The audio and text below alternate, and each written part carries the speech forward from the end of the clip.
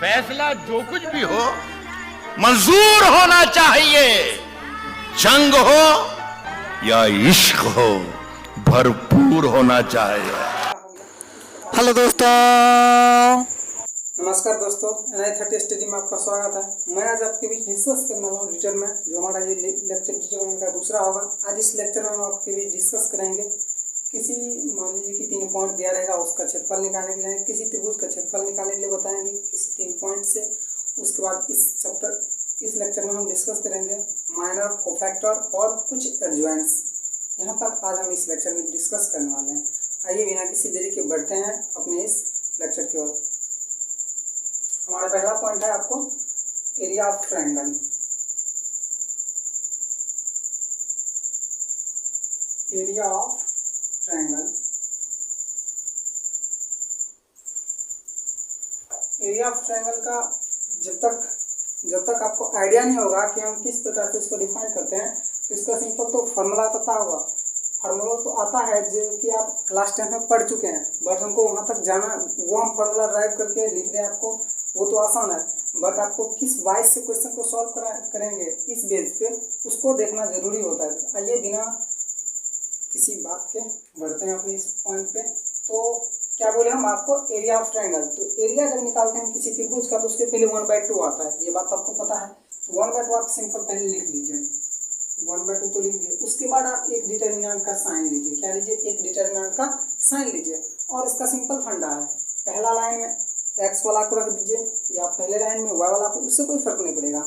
तो पहला लाइन क्या होगा? x1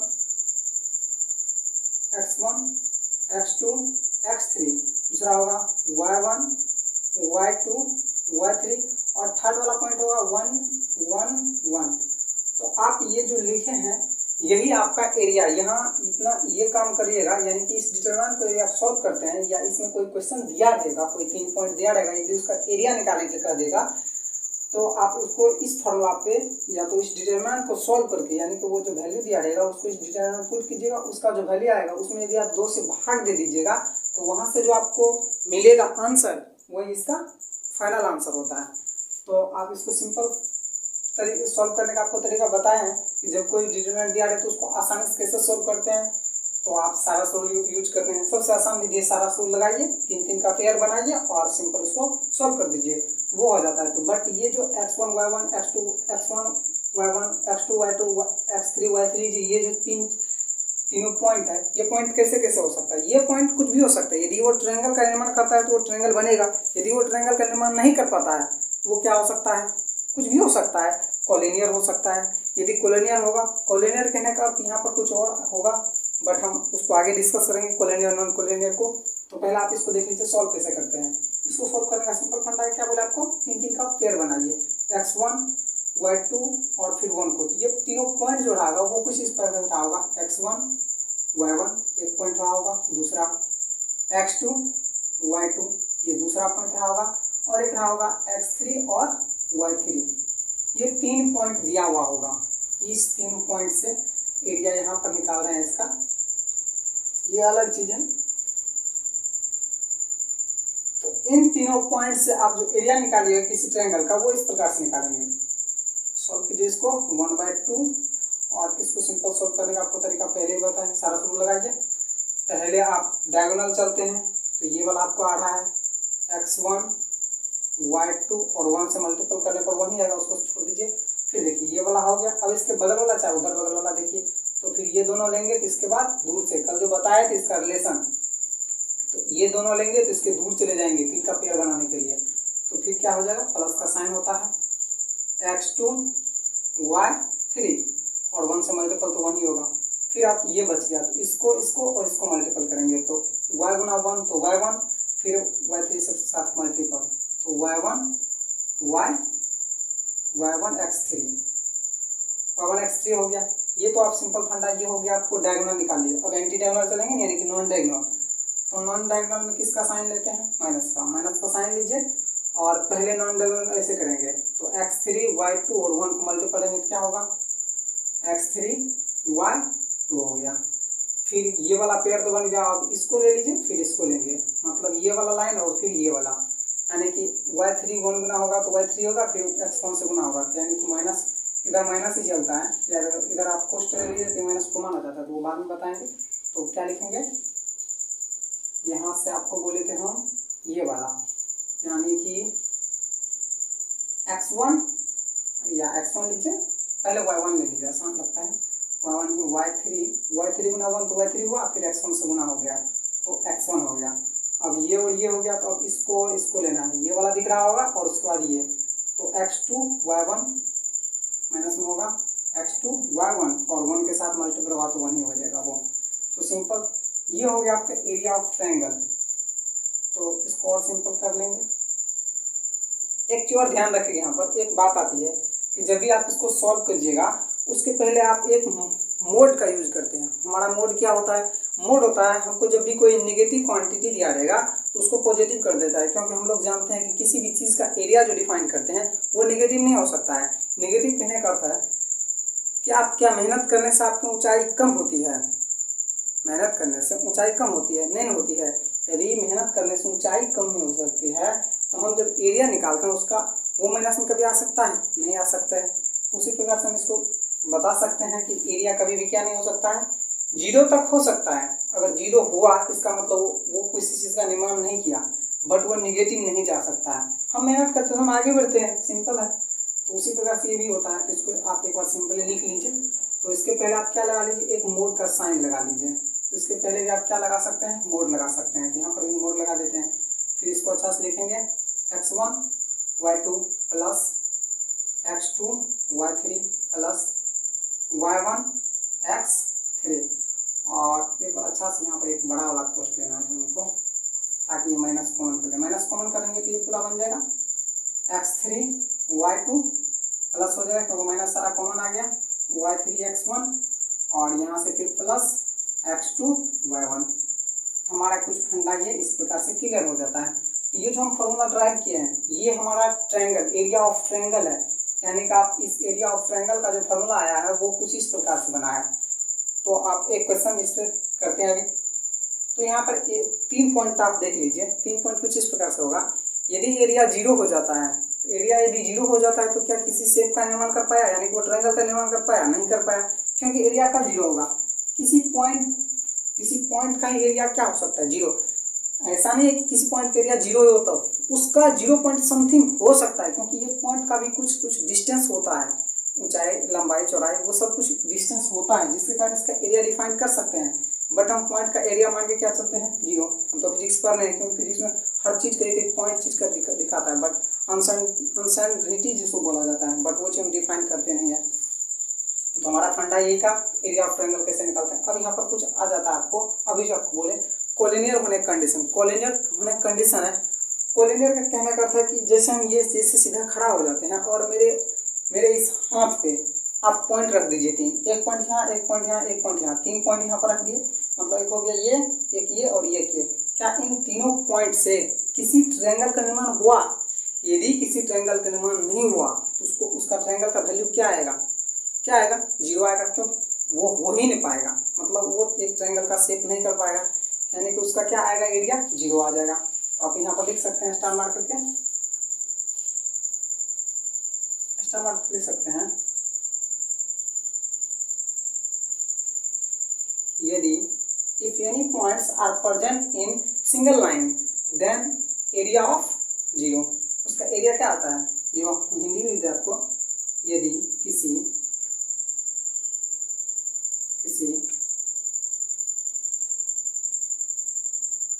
कोलिनियर पॉइंट का, ऐसे लिखिए, किसी कोलिनियर पॉइंट का एरिया क्या होता है, 0 होता है। इसका फंडा इस प्रकार से, कुछ इस प्रकार से एक लाइन दिया रहेगा। एक कोलिनियर कहने का अर्थ है कि एक पॉइंट यहाँ होगा, एक पॉइंट यहाँ होगा, एक पॉइंट यहाँ होगा। क्या इन तीनों पॉइंट को मिलने से किसी ट्रायंगल का निर्माण हुआ है? ट्रायंगल हमारा किस प्रकार का होता है, ट्रायंगल कुछ इस प्रकार से होता है, क्योंकि तीनों पॉइंट डिफरेंट पोजीशन पे रहता है, अलग अलग जगह पर होगा, तभी ट्रायंगल का बन पाएगा। क्या इसका ट्रायंगल का एरिया निकल पाएगा? क्योंकि ये ट्रायंगल बना ही नहीं तो इसका एरिया निकाल पाएंगे, नहीं निकाल पाएंगे। तो इसी को हम क्या कहते हैं, कोलिनियर कहते हैं, सिंपल। तो इस पर आपके एनसीईआरटी में एक क्वेश्चन दिया हुआ है कि फाइंड करने के लिए दिया हुआ है कि वहाँ पर इसका वो कोलिनियर है, तो कोलिनियर है इसका मतलब क्या होगा, यदि उसमें जो तीनों पॉइंट दिया रहेगा उन तीनों पॉइंट का हम एरिया निकालेंगे और एरिया यदि जीरो आ गया तो हम बोल देंगे कि ये क्या है, कोलिनियर है। सिंपल बात हो गया। अब आती है कुछ, तो इतना चीज आपको समझ में आ गया। तो एक क्वेश्चन इस पे लेते हैं आपको सिंपल 2,3 इफ आपको ये पॉइंट दिया हुआ कुछ ए और बी कुछ इस प्रकार से दिया और सी कुछ इस प्रकार से दिया हुआ एंड सी 5,3। तो ए दिया हुआ है, बी दिया हुआ और सी दिया हुआ है। इन तीनों पॉइंट से क्या निकालेंगे बोल रहा है, if A B and C are present in the space no matter बोल सकते हैं हम, A B C are present in the plane then define the area या find the area। इसका क्या निकालना है, एरिया ऑफ ट्रायंगल। तो इसका एरिया कैसे निकालेंगे, तो सिंपल, ये वाला आपको फंडा आसान है, ये फॉर्मूला याद करने के लिए सही है, बट आपको ये चीज जानकारी होना चाहिए ना कि ये आसान है। क्योंकि आप इसको क्यों याद रखिएगा, क्योंकि यदि आप किसी काम को करते हैं तो क्या उस काम को याद करते हैं, नहीं याद करते। क्या करते हैं, उस काम के तरीका को सीखते हैं कि वो काम हम किस प्रकार से किए थे। सिंपल वो चीज़ हमको दिमाग में रखना है कि आपको डिटरमिनेंट सॉल्व करने के लिए आता है, इसका मतलब आपको एरिया निकालने के लिए आता है, किसी भी ट्रायंगल का हो सकता है वो। तो इसका एरिया निकालेंगे, क्या करेंगे, 1/2 मोड़ लेंगे, फिर डिटरमिनेंट के अंदर में लिखेंगे। पहले x1 को लिखे थे सारा, x1 x2 x3, ये होता है x1, ये x2 होगा और ये x3 होगा। तो आप लिखेंगे 2, फिर 4, फिर 5, फिर आप लिखेंगे कितना, 3 और 3, तो इसको लिखेगा 3 और 3, और लास्ट में क्या आता है 1 1 1। ये हो गया आपका डिटरमिनेंट। अब एक चीज बताया था आपको कल हम, यदि किसी डिटरमिनेंट का, क्या बताए थे कल, यदि किसी डिटरमिनेंट का 2 रो या 2 कॉलम इक्वल हो जाए, 2 रो या 2 कॉलम क्या हो जाए, इक्वल हो जाए, तो उसका एरिया क्या होता है, 0 होता है। सॉरी, एरिया क्या करते हैं, उस डिटरमिनेंट का वैल्यू क्या होता है, 0 होता है। यदि किसी 2 रो या 2 कॉलम का वैल्यू क्या हो जाए, 0 हो जाए, हम आपको बोले थे उसका जो डिटरमिनेंट का वैल्यू आएगा वो क्या आएगा, 0 आता है। सिंपल।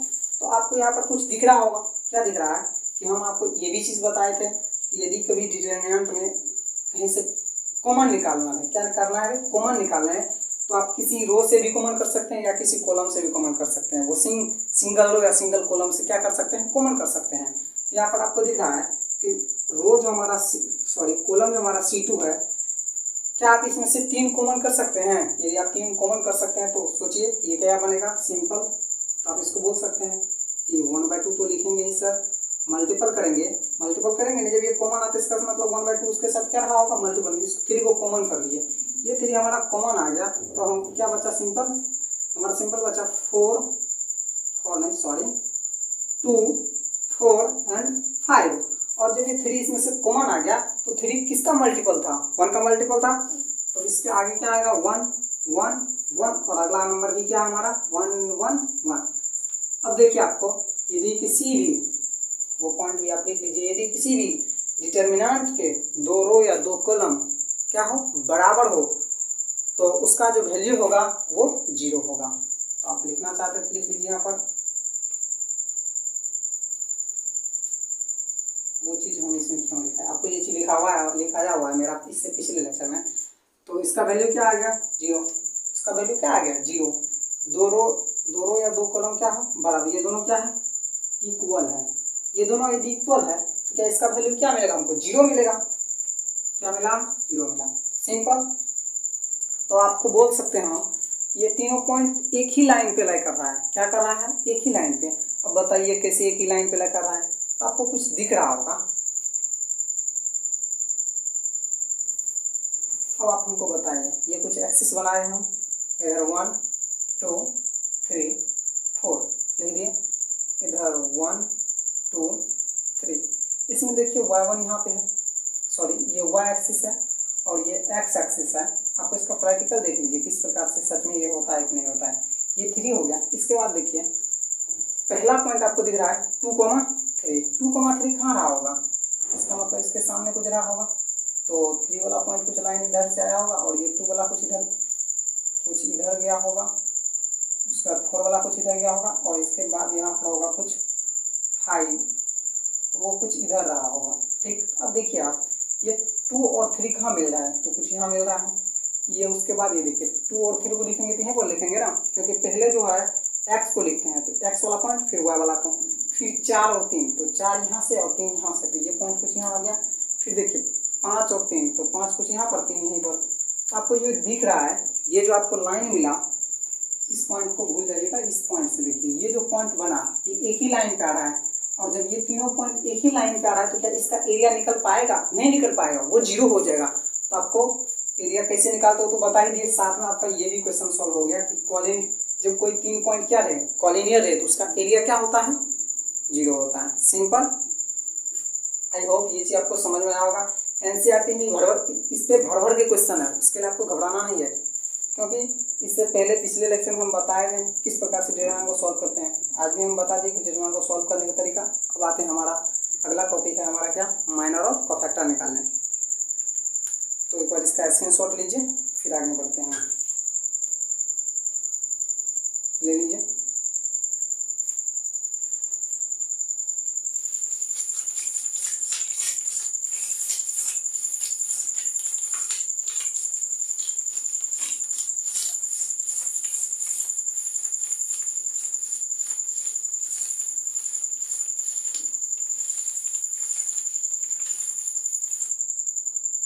ये हमारा सिंपल फंडा अब क्या है, हमारा सिंपल फंडा अब किसको निकालना, हमारा फंडा है अब माइनर और कोफैक्टर को निकालना। किसको? माइनर,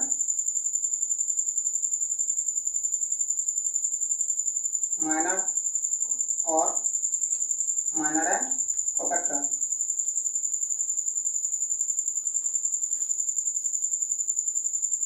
माइनर और कोफैक्टर निकालना है, तो माइनर का साइन किसका यूज करते हैं, माइनर में किस प्रकार का यूज होता है और कोफैक्टर में किस प्रकार से यूज होता है वो भी पहले आप ये जान लीजिए कि माइनर क्या बताता है और कोफैक्टर क्या बताता है।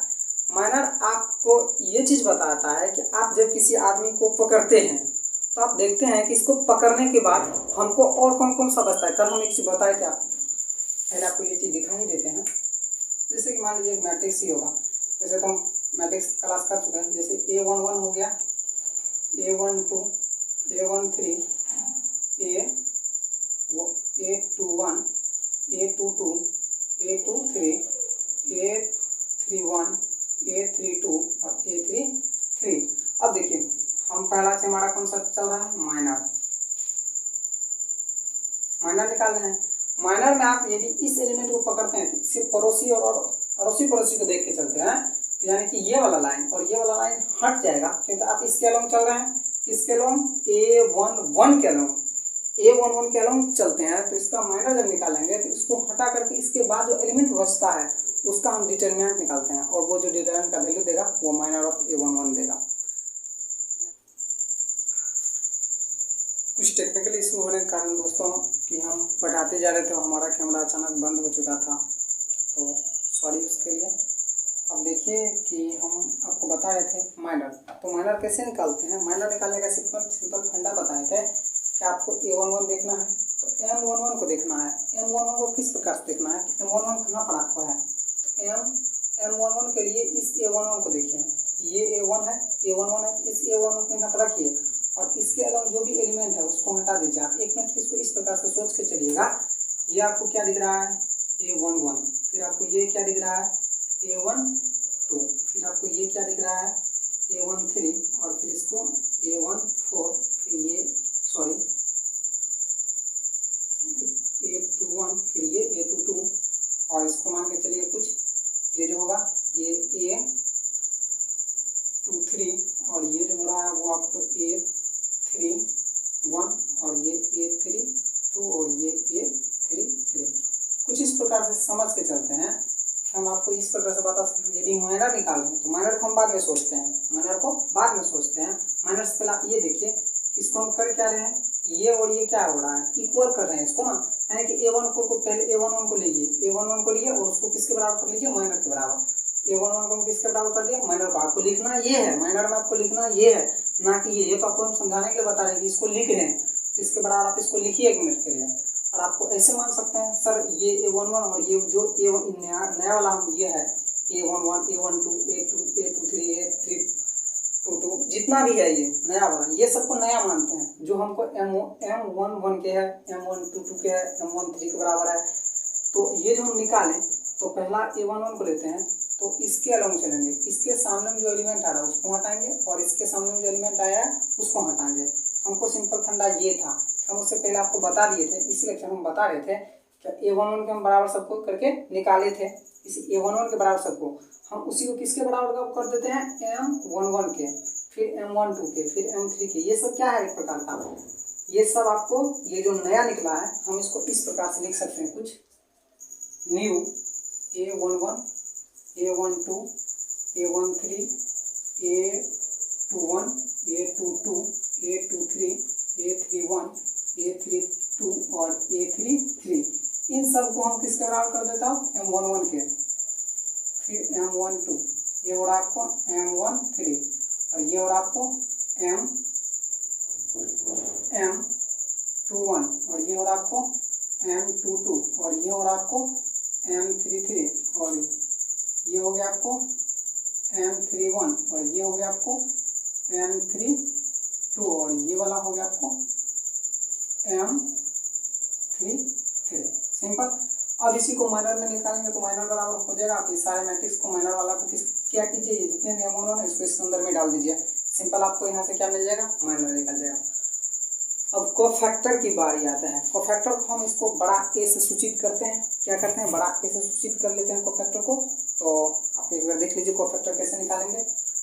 कोफैक्टर का तो कोफैक्टर को इसका पहले स्क्रीनशॉट ले लीजिए, माइनर निकालेंगे आपको बता दिए। अब देखिए माइनर में कोफैक्टर कैसे करते हैं, आपको उसमें ज़्यादा कुछ नहीं देखना है। यहाँ पर जो A11 है, यहाँ पर जो A12 है, यहाँ पर जो A13 है, यहाँ पर जो A22 है, ये जितने भी एलिमेंट्स हैं इनको देखिए, इन्हीं सब से हम निकालेंगे। ये जो हमको दिया हुआ है, यदि इन दोनों का जोड़ प्लस आ जाता है, सॉरी सम आ जाता है, प्लस नहीं सम आ जाता है। यदि सम आ गया तो वो यही रहेगा। यदि वो उन दोनों का जोड़ इवेन आया, ऐसे लिख लीजिए इवेन पे आप प्लस कीजिएगा, ऑड पे माइनस कीजिएगा, ठीक। बट कोफैक्टर निकालने को बता ही देते हैं उसके लिए आपको माइनर निकाल चुके हैं। अब देखिए कोफैक्टर पे कैसे करेंगे, खेला कुछ भी नहीं करेंगे, बस यहाँ पर आपको क्या बनाना, माइनर दिया हुआ है तो मिटाना लगता है, पढ़ ही जाएगा। एक बार हम इसको क्लीन कर देते हैं, उसका इसको बता देते हैं आपको कोफैक्टर के लिए, फिर इसको हम लिख लेंगे। कोफैक्टर का फंडा कुछ इस प्रकार चलेगा।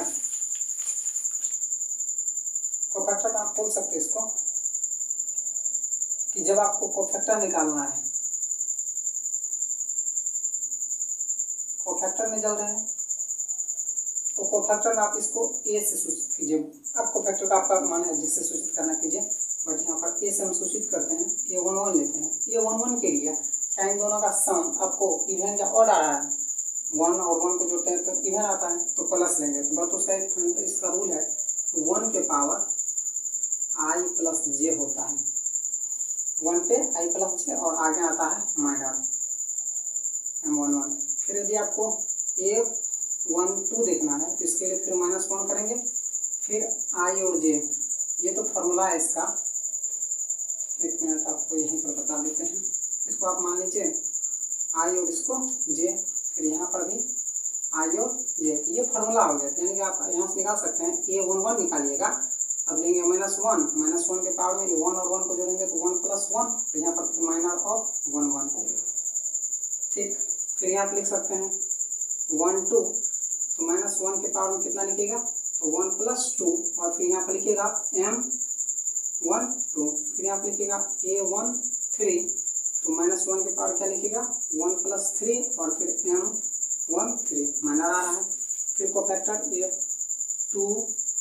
A2 1 के लिए लिखिएगा तो -1 करेंगे और इसके पावर में कितना लिखेंगे 2 + 1 और फिर आगे में माइनर 2 1, फिर आपको आएगा A22 जब निकालिएगा तो -1 लिखेंगे और इसके आगे में फिर 2 + 2 और आगे में माइनर 2 2। फिर आगे आते हैं, इवन और चल रहा है वो चीज़ आपको पता है।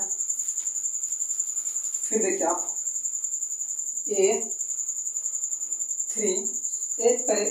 3 निकालिए। A2 3 में फिर क्या करेंगे, वही सेम चीज -1 के पावर 2 + 3 और फिर आगे में माइनर ऑफ 2 3। फिर आप निकालिए कोफैक्टर ऑफ 3 1, तो कोफैक्टर -1 के पावर में 3 + 1 और फिर यहाँ लिखिएगा माइनर ऑफ 3 1। फिर आप कोफैक्टर निकालेगा 3 2, A3 2 तो -1 के पावर फिर क्या होगा 3 + 2 और माइनर ऑफ 3 2। फिर निकालिएगा कोफैक्टर ऑफ 3 3, तो यहाँ पर लिखिएगा -1 के पावर में 3 + 3 और यहाँ पर आ जाएगा आपको माइनर ऑफ 3 3। तो ये हो गया आपका माइनर और कोफैक्टर का कुछ फंडा। माइनर और कोफैक्टर में पहले आपको माइनर निकालने के हम बता दिए किस प्रकार से माइनर निकालते हैं, और उसका जब कोफैक्टर निकालना रहता है तो सिंपल उसके पहले -1 लेकर के उसके ऊपर में या तो वो हो गया, ये आपका तरीका हो गया, बट विदाउट तरीका मतलब आप सिंपल यदि सॉल्व करना चाहते हैं, ऑब्जेक्टिव क्वेश्चन हो गया, तो आप सिंपल बोल सकते हैं यदि इन दोनों का जोड़ यानी कि i + j बराबर हो गया इवन, तो आप लिखिएगा प्लस और i + j का वैल्यू आ गया आपको ऑड, आप बोल सकते हैं यहाँ पर क्या आएगा माइनस का साइन। यहाँ पर देख लीजिए 1 + 1 क्या होता है 2, तो क्या एक का स्क्वायर जो करते हैं 2 का मतलब -1 गुना -1 तो बराबर क्या होता है 1 ना, तो इसके पहले क्या हो गया प्लस, इवेंट पे क्या हुआ प्लस। देखिए इसको ही देख लीजिए 1 + 3, तो 1 + 3 कितना होता है 3 1 4, तो 4 होता है। 4 आपको किस में आ रहा है इवेंट में, तो उसके पहले आप देख लीजिए 4 बार जब -1 को मल्टीपल करेंगे तो क्या होगा 4 बार -1 को मल्टीपल करने पर 1 मिलेगा यानी पॉजिटिव, यानी कि इवेंट पे क्या आएगा पॉजिटिव, ऑड पे क्या आएगा नेगेटिव। तो सिंपल ये कोफैक्टर का भी फंडा समझ में आ गया। अब इसमें बहुत सारा क्वेश्चन डिफरेंट टाइप के क्वेश्चन दे देगा। मान लीजिए आप 1 मिनट कैसे दे दिया क्वेश्चन 4 5 6 3 2 1 5 1 0 3 दे दिया। अब इस प्रकार से कोई मैट्रिक्स दे दिया, मान लीजिए डिटर्मिनेंट मैट्रिक्स देगा, और यहाँ पर आपको क्या पूछ दिया कि आप बताइए M11 या और M11 M12 ये दे दिया, और कहेगा एंड कोफैक्टर निकालने के A11 और A12, तो आप इसको कैसे सॉल्व कीजिएगा, तो आप इसको सिंपल सॉल्व कीजिएगा कि A11 दिया हुआ है और A12, इसका क्या निकालना है पहले आपको तो माइनर निकालना है, माइनर निकालने के बाद फिर उसका क्या करना है कोफैक्टर निकालना है। ये सिंपल है, ये किसी ऑब्जेक्टिव क्वेश्चन दिया रहे तो आप ये क्योंकि ऑब्जेक्टिव में जैसा कोई दिया हुआ रहेगा और उसमें से ये पूछ सकता है कि माइनर ऑफ A11 क्या होगा, या माइनर ऑफ A11 क्या होगा, माइनर ऑफ A22 क्या होगा, या A12 क्या होगा, या कोफैक्टर ऑफ A11 क्या होगा। तो उसके लिए आपको सिंपल यदि इन दोनों का जोड़ क्या आ रहा है, इन दोनों का जोड़ सम आ रहा है, तो आपको सिंपल जो माइनर का वैल्यू आएगा वही कोफैक्टर का वैल्यू होगा। यदि इन दोनों का जोड़ ऑड आ गया, जो माइनर का वैल्यू आएगा उसमें आप माइनस से गुना कर दीजिएगा, तो वो आपको क्या आ जाएगा कोफैक्टर आ जाएगा। सिंपल इस पर क्वेश्चन बहुत सारा है, तो अगले लेक्चर में हम आपको इस पर भी क्या करेंगे क्वेश्चन बताएंगे। तो आज के लिए दोस्तों इतना ही। एक शायरी आपके लिए बहुत ही मज़ेदार है कि हिम्मत न हारो है मेरे दोस्त, हिम्मत न हारो है मेरे दोस्त, अभी बहुत आगे जाना है।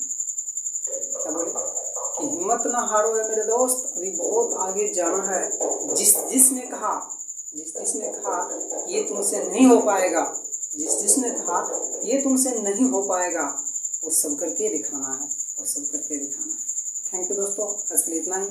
मिलते हैं अगले लेक्चर में, तब तक के लिए जय हिंद।